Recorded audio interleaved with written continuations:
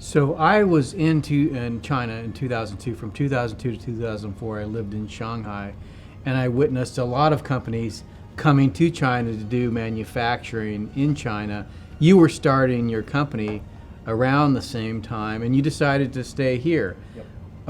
When you think about the importance of manufacturing to our country, to our society, one of the things that comes to mind is World War II. We go to war.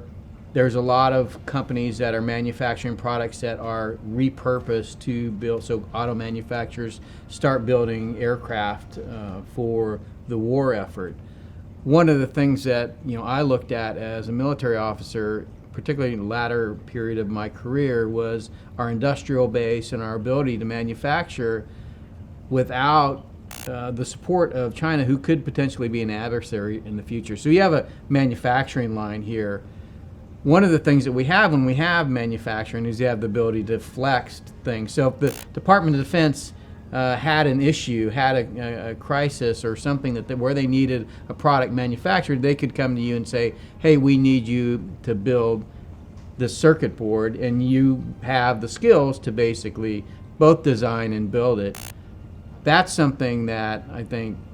Do you think about that when you look at your business, or is that something that even crosses your mind in terms of, because I think you're a businessman, you're an entrepreneur, you don't think about national security issues, but clearly having a business like yours in Pennsylvania is important to our nation's security.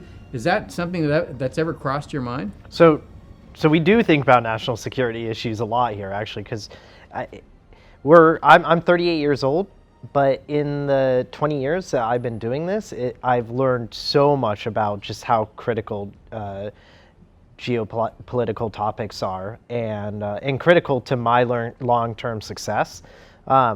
We think about diversification all the time, and one of the ways that we think about diversification, actually, I've had this exact conversation that you brought up with my business partners.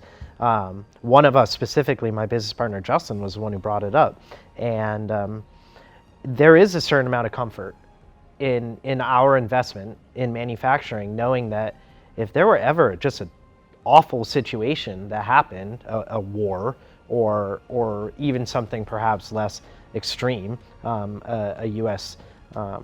Contractor needing a component, that we could stay in business or survive by providing our services to that group of the economy. And so, I mean, yeah, it's something we think about, and it's something that makes me feel a little safer, knowing that I can weather storms.